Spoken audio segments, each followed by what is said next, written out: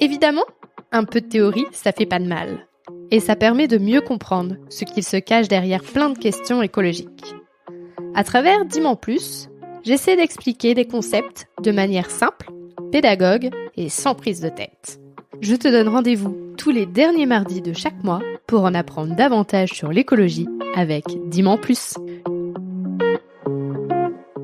Bonjour! Aujourd'hui, nous allons parler des fresques. Mais qu'est-ce que les fresques ? Ce sont des outils ludiques, participatifs et créatifs et basés sur l'intelligence collective. Elles permettent à un groupe de personnes d'avoir une initiation en 2-3 heures sur le fonctionnement d'un sujet. Est-ce qu'il y a différentes fresques ? La première fresque qui a vu le jour est la fresque du climat, qui est conçue en 2015 par Cédric Ringenbach. Cette fresque a été faite par plus de 1,2 million de participants dans 56 pays, en 45 langues et avec plus de 60 000 bénévoles. En voyant la force de frappe de cette fresque, de nombreuses autres fresques ont vu le jour sur des sujets plus précis, comme l'alimentation, l'industrie, la construction, le textile, le numérique, le sexisme, ou encore sur des sujets connexes, comme la biodiversité, les déchets, les frontières planétaires, ou sur des solutions, comme Nouveau récit, 2 tonnes, Puzzle climat, Horizon décarboné, etc. Comment se déroule une fresque ?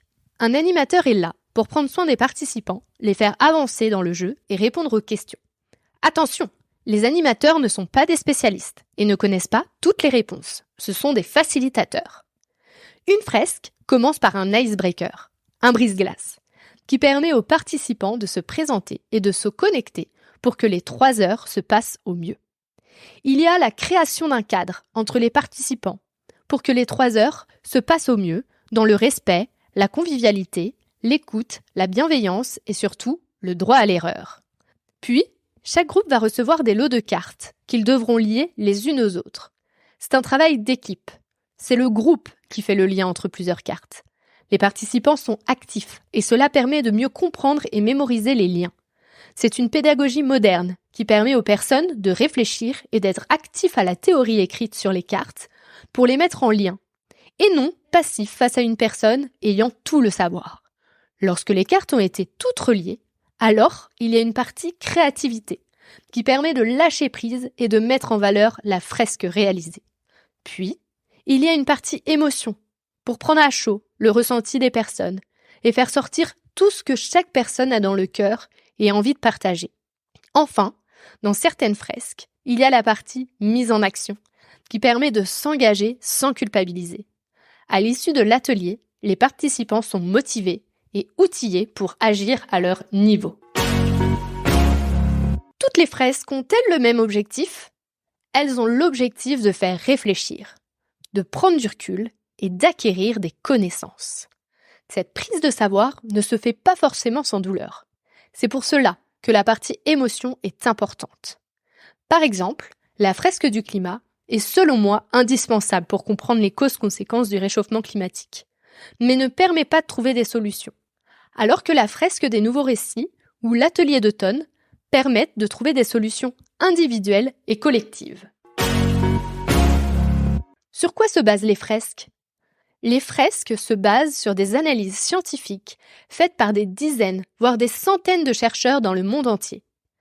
Par exemple, pour la fresque du climat, c'est le GIEC. Qui peut faire une fresque ? Tout le monde. Il n'y a pas besoin d'avoir un niveau de connaissance quelconque pour faire une fresque. Personne n'a assez de connaissances sur le sujet pour ne pas faire de fresque. Tout le monde apprendra quelque chose, car ce sont des problématiques scientifiques complexes que les créateurs ont réussi à simplifier. Où est-ce que je peux faire une fresque ? Tu peux chercher sur Internet en tapant la fresque que tu voudrais faire et le lieu où tu habites. On te dirigera soit vers le site Internet de la fresque ou d'un lieu qui organise ce type de fresque. Il y a aussi la possibilité de faire une fresque en ligne, s'il n'y a pas de fresque proposée près de chez toi. Lorsque tu as trouvé la date et le lieu qui te convient, tu t'inscris.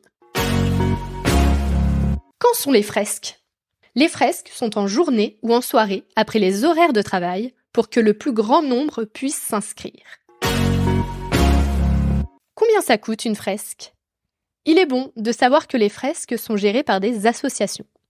De ce fait, lorsque ce sont des fresques pour des particuliers, donc en dehors de l'entreprise, le prix est de 5 € minimum et une possibilité de donner plus si on le choisit. Pourquoi faire une fresque ? Pour apprendre à être curieux, mieux comprendre les enjeux, prendre du recul, pour savoir quelles sont les responsabilités qui s'offrent à moi en tant que personne, citoyen, salarié ou entrepreneur, ou encore membre d'une famille. De plus, ce sont des sujets sérieux qu'on apprivoise avec de la légèreté et une dose de fun. Mais surtout, parce que le savoir, c'est le pouvoir. Est-ce que les fresques, c'est seulement pour les particuliers ? Non. Il y a la possibilité, pour des entreprises, des associations, des écoles, de pouvoir demander à avoir des fresques dans leur établissement. Est-ce que je peux devenir animateur ? Oui, tout le monde peut devenir animateur. Il n'y a pas besoin d'être un expert du domaine. Les connaissances sont fournies par les cartes. L'animateur est surtout un coordinateur pour que l'atelier se déroule bien. Comment devient-on animateur ? Pour toutes les fresques, il y a une formation de minimum une demi-journée pour apprendre les trucs et astuces de l'animation. Puis, tu t'inscris à des fresques pour être observateur, ce qui te permet d'apprendre des autres animateurs, de voir leur posture, les réponses qu'ils donnent, comment ils recentrent, etc.